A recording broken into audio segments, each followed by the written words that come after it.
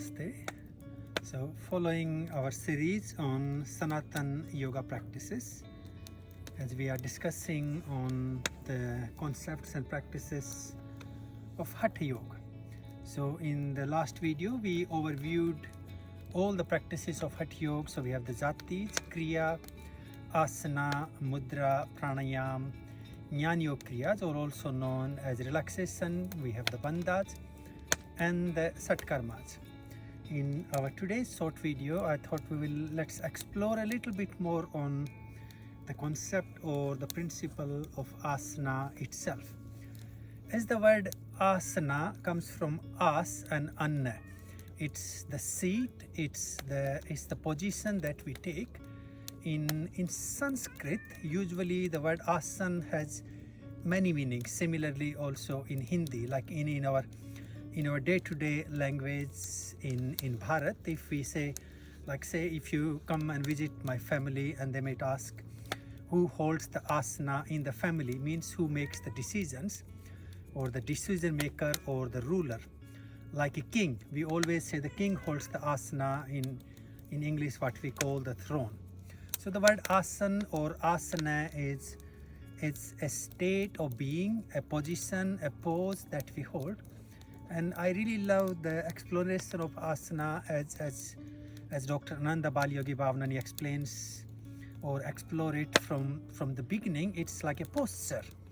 You are putting your effort to come to a certain position. You stretching yourself, you twisting yourself, and you trying to hold the position. Here there is a struggle, there is a pain, there is a discomfort.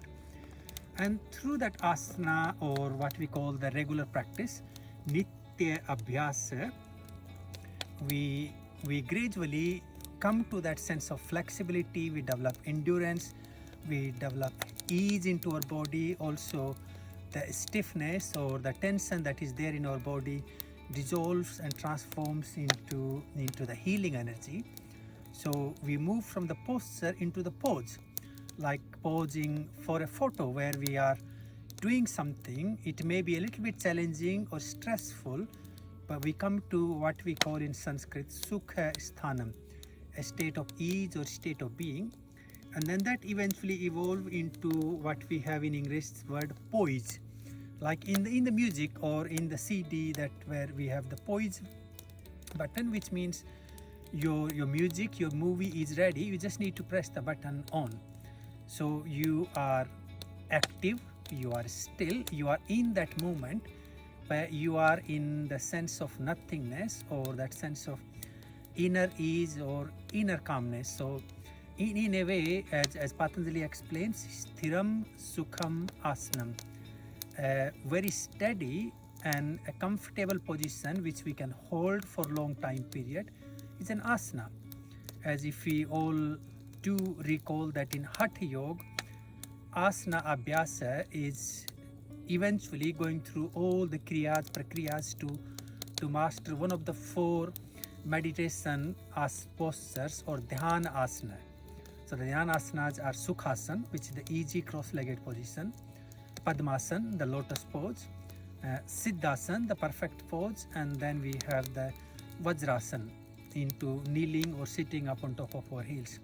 So those are the four asan or asanas that eventually we would like to work on to be able to hold them for a long time period. So Sthiram, Sukham, Asanam. And then through a regular practice, by repeating some postures or the asana again and again and again, we eventually develop a sense of ease.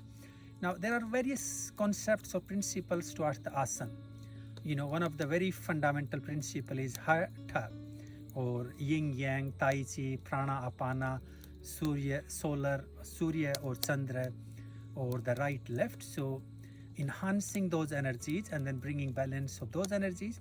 Some postures or some asana we have as the geometrical shapes to create the geometrical mandala, like Trikonasana. It is a really simple triangle pose. We create a mandala to create an access to the various pranic energies or the vital energy currents. Like we have the Chandrasana, moon pose, which is again creating the moon mandala, and then through that we access the energy of the moon to again enhance our inner peace, strength and courage, or the healing energy. Some asan we follow them in name of various rishis or ancient masters. Like one of them is like Vasishtha Tapasyasana, which is typically the side plank, and that asana comes from mastery of the Rishi Vasishtha. Our twisting group of postures, we have the Matsyendrasana. Commonly we practice Ardha Matsyendrasana, the half one of them in the twist, which again the Matsyendra Rishi, he used that asana for his spiritual sadhana or practice. Asan is also to awaken the Kundalini. Asan is to also gain the stability, to stimulate and awaken our awareness. And classically in Shiv Samhita, it describes that there are 84 million asans. Here each asan is associated with a yoni, which is a life form, like we are in a human yoni, the Manav yoni or Manushya yoni. A cat is a cat yoni, a dog is a dog yoni. So there are 84 million different species, and each species has its own life lesson or evolution it goes through, and we practice some of the asanas to evolve those energies of various life forms, and also to gain those special qualities those life forms carry with them. And so again, just to be out of those 84 million asanas, then in Hatha Yoga Pradipika and Gheranda Samhita it says 84 are more important, then the 32 are more important out of them, and in Hatha Yoga and Gheranda Samhita there is a list or description of those asanas, and out of those the 4 are really the most important asan, which is Sukhasan, Padmasan, Siddhasan and Vajrasan. Some scriptures also add Swastikasana or Swastikasan.